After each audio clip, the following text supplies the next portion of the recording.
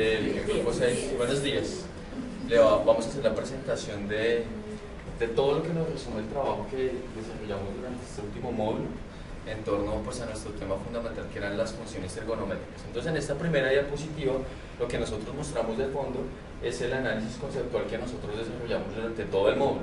Lo que aparece dentro de esas líneas segmentadas hace referencia a todos los conceptos que en última nosotros vamos a profundizar y vamos a poder relacionar entre sí para definir el foco sobre el cual nosotros vamos a hacer el análisis de contenido.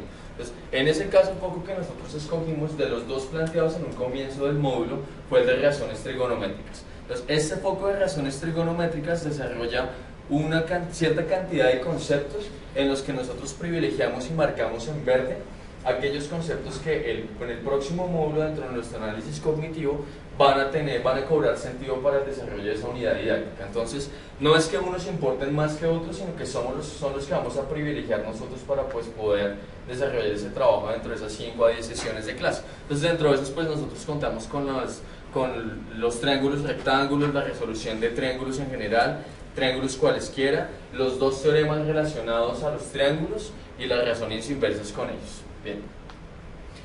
Cuando María nos hacía los ejemplos en esa primera semana del módulo, ella hablaba sobre dentro del análisis cognitivo, dentro del análisis conceptual, había como dos campos que nosotros podíamos estudiar. Uno era el tipo conceptual y otro era el tipo procedimental. Entonces, lo que ella hacía era establecer unos hechos, unos conceptos y unas estructuras dentro de ese campo conceptual y los relacionaba directamente pues, con unas destrezas, razonamientos y estrategias dentro de lo procedimental. Entonces lo que nosotros estamos haciendo aquí es simplemente señalando unos hechos, unos conceptos y unas estructuras que se van a relacionar pues, con lo procedimental, con unas destrezas, unos razonamientos y unas estrategias. Entonces, por ejemplo, nosotros marcamos como un hecho los triángulos y como una destreza que se va a desarrollar la clasificación de estos.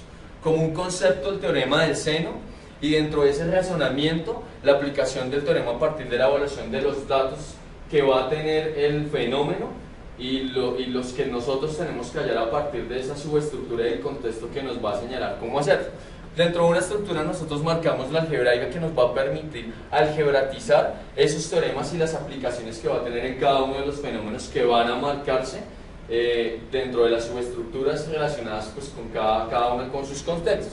Y las estrategias, pues, por ejemplo, la resolución de triángulos cualesquiera, conociendo unos datos pues, del fenómeno. Bien.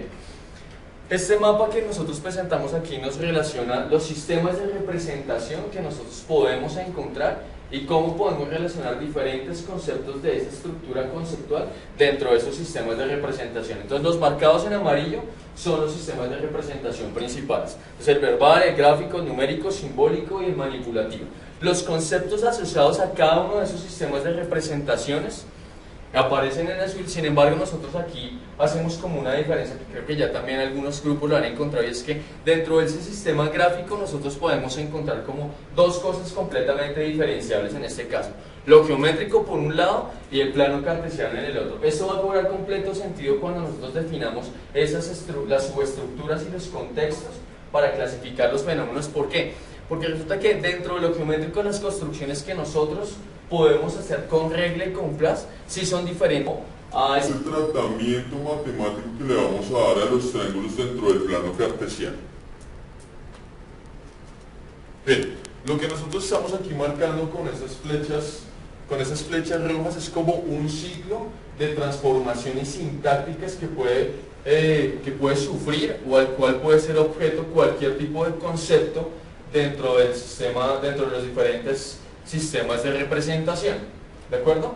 Entonces, por ejemplo, nosotros podemos partir desde una enunciación dentro del sistema de representación verbal, pasarlo por, digamos, por esa representación simbólica dentro de ese sistema de representación, pasarlo a la tabular, representarlo geométricamente, devolverlo y manipularlo a través de uno de los elementos y de los software tecnológicos y devolverlo a la enunciación. Entonces, lo que queremos mostrar aquí es que cualquier concepto es susceptible de ese tipo de traducción entre los diferentes sistemas, ¿de acuerdo?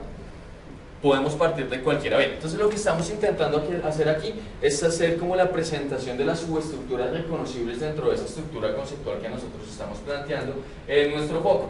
Entonces, lo que nosotros estamos diciendo, bueno, por ejemplo, para el Para la subestructura de razones trigonométricas nosotros encontramos tres subestructuras: el seno, el ángulo, el coseno y la tangente. A cada una de ellas, pues como lo hicimos en la actividad 2.3, lo relacionamos con un contexto particular y unos fenómenos que son asociables a cada uno de esos contextos, ¿de acuerdo? Entonces, pues los colores que encierran esos fenómenos y los números nos permiten asociar este tipo de fenómenos a cada uno de esos tipos de contextos relacionados unívocamente a una de esas subestructuras. Entonces, lo que vamos a intentar hacer nosotros aquí es tomar un ejemplo particular de un fenómeno, incluirlo dentro de un contexto reconocible, saber a qué tipo de subestructura pertenece y mirar después qué tipo de transformación sintáctica puede sufrir este fenómeno para poder resolverlo y después mirar a ver qué tipo de traducción se le puede hacer dentro de los sistemas de representación. Entonces el fenómeno dice: un pino gigante proyecta una sombra de 17 metros de largo, determina la altura del árbol si el ángulo de elevación del sol es de 30 grados. Entonces, a partir del tipo de datos que nosotros podemos conocer dentro del enunciado y dentro de la representación gráfica, por ejemplo, de este fenómeno, entonces nosotros podemos saber que el tipo de contexto al que se refiere este fenómeno es aquel donde los datos conocidos son un ángulo y el cateto adyacente, ¿de acuerdo? Y el dato desconocido es el cateto opuesto. Hay que hacer aquí una claridad, ¿no? O sea, esa hipotenusa también podría ser pensada como un dato desconocido, pero pues como realmente lo que está preguntando el fenómeno es por la altura del árbol, hace que pertenezca a un contexto particular y de esa manera lo va a relacionar directamente a una subestructura particular. Entonces, en ese sentido, haciendo ese tipo, digamos, de análisis sobre los datos que aparecen en el ejercicio, podemos reconocer que la subestructura a la que pertenece es tangente del ángulo es igual a cateto opuesto sobre cateto adyacente.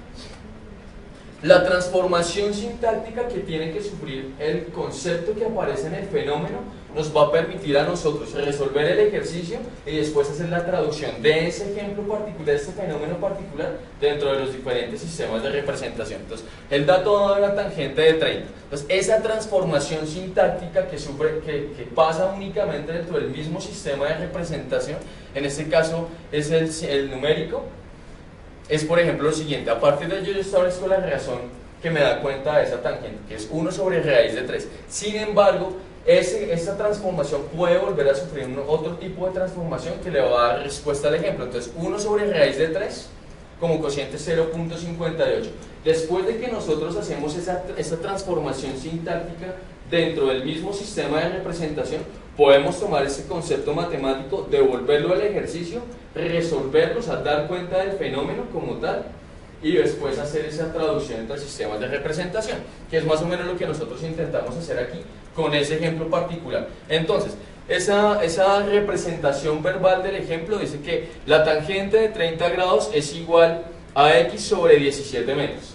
Entonces, lo que nosotros podemos, el tipo de traducción que puede sufrir de lo verbal a lo simbólico, o sea, haciendo referencia como a ese ciclo de las flechas rojas dentro del mapa de sistemas de representación, es algo así. Esa traducción a lo simbólico pasa a ser lo siguiente: tangente de 30 grados es igual a x, que es el dato que yo tengo que averiguar, o sea, el cateto opuesto de ese ángulo, sobre los 17 metros, que es el cateto adyacente que está dado en el ejemplo. De ello nosotros podemos deducir varias cosas y podemos hacer esta traducción a lo numérico de la siguiente manera. Bueno, pues el grado que está dado dentro del fenómeno es 30. Hay una representación en realidad que es pi sextos, pero sin embargo aquí la transformación sintáctica que sufre ese dato dado, en último lo que nosotros nos va a poder permitir, después de hacer esa transformación sintáctica, hacer el salto a la traducción entre diferentes sistemas de representación. Entonces, dentro de lo gráfico, nosotros lo que hacemos y lo que pasa es que se abstrae el triángulo y el rectángulo como tal, que hace parte de un contexto y de la subestructura de la tangente del ángulo es igual al cateto opuesto sobre adyacente, y podemos hacer que ese ejemplo, que ese fenómeno pertenezca exclusivamente a ese contexto. Entonces pasa aquí, nosotros lo podemos representar de esta manera, y lo que pasa cuando hacemos esa traducción a lo manipulativo es generalizar ese ejemplo, hacer que varíen o uno de los datos, o el ángulo o el cateto, para hacerlo pertenecer a diferentes tipos de familias donde pues, se resolvería ese tipo de fenómenos de la misma manera. Bien, lo que pasa aquí es que nosotros ejemplificamos hasta el momento un fenómeno, que lo hacemos parte de un contexto y que lo relacionamos a una subestructura en particular.